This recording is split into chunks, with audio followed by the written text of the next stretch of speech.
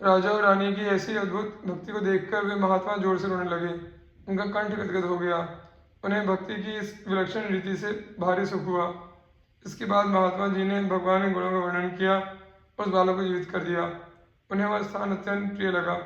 अपने साथियों को जो जाना चाहते थे उन्हें विदा कर दिया और जो प्रेम रसमग्न संत थे वे उनके साथ ही रह गए। इस घटना के बाद महात्मा जी ने कहा कि अब यदि हमें आप मारकर भगाएंगे तो भी हम यहाँ से न जाएंगे।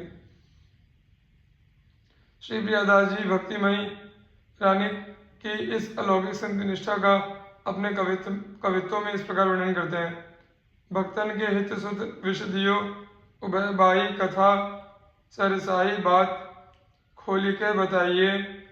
भयो एक भूप ताके भक्त हूँ अनेक भावे आयो भक्त भूप तासो लगन लगाइए। नित ही चलत एपे चलन न देत राजा बितियो बरस मास कहे भोर जाइए। गई आस टूटी तन छूटिवे की रीति भई लई बात पूछी रानी सबे लय जनाइए। दियो सुत विष रानी जाने नृप जीवे नाही संत है स्वतंत्र सो इन्हें ही कैसे राखिए। भय बिन भोर बधु शोर करी रोए उठी भोए गई रावले में सुनी साधु भाकिए। खोली डारी कटिपट भवन प्रवेश कियो लियो देखी बालक को नील तनु साखिए। पूछियो भूप त्यासो जो साचे कही किया कियो कहा कही तुम चल्यो जाहो नैन अभिलाखिए।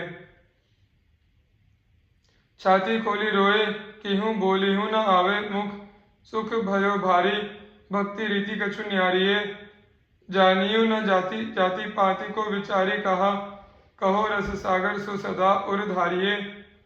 हरि गुण गाए साखी संतनी बताए दियो बालक जीवाए लागे ठौर वह प्यारिये। संग के पठाए दिए रहे वेजे भीजे ये बोले आप जाओ जो ना मारी के बिडारिये। महाराष्ट्र के राजा महीपति रावजी परम भक्त थे। उनकी कन्या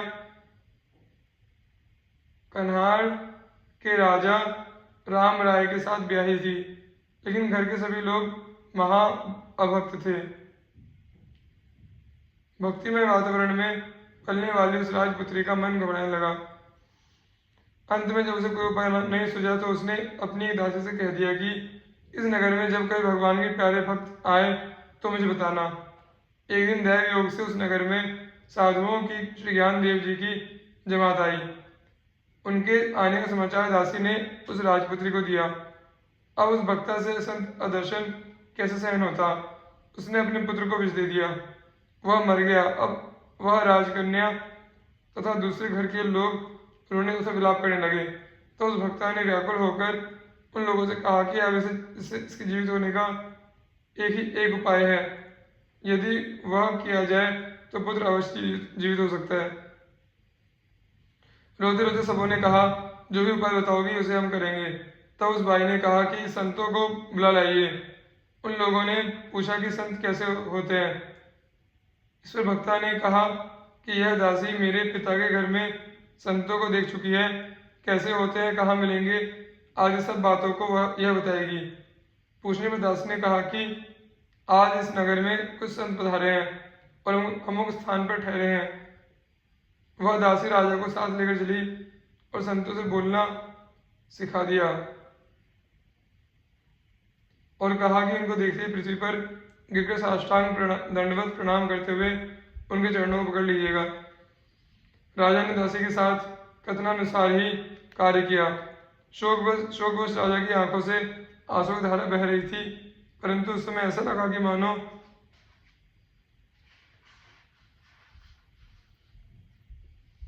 ये संत प्रेमवश रो रहे हैं। सहज विश्वासी उन संतों ने भी विश्वास किया कि ये लोग प्रेम से उदन कर रहे हैं। राजा ने प्रार्थना की कि प्रभु मेरे घर पधार कर उसे पवित्र कीजिए। राजा की विनती स्वीकार कर संजन प्रसन्नतापूर्वक उसके साथ चले। दासी ने आगे ही आकर भक्त रानी को साधुओं के शुभागमन की सूचना दे दी। वह रानी पौड़ी में आकर खड़ी हो गई। संतों को देखते ही वह उनके चरणों में गिर पड़ी और प्रेमवश गदगद हो गई। आंखों में आंसू भरकर धीरे से बोली, आप लोग मेरे पिता माता को जानते ही होंगे क्योंकि वे बड़े संत सेवी हैं। आप लोगों का दर्शन पाकर आज ऐसा मन में आता है कि अपने प्राणों को आपके श्री चरणों में निछावर कर दूं। उस भक्त रानी की अति विशेष प्रीति देखकर संत जन अति प्रसन्न हो गए और बोले कि तुमने जो प्रतिज्ञा की है वह पूरी होगी। राजमहल में जाकर संतों ने मरे हुए बालक को देखकर जान लिया कि इसे निश्चय ही विष दिया गया है। उन्होंने भगवान का चरणामृत उसके मुख में डाला, वह तुरंत जीवित हो गया।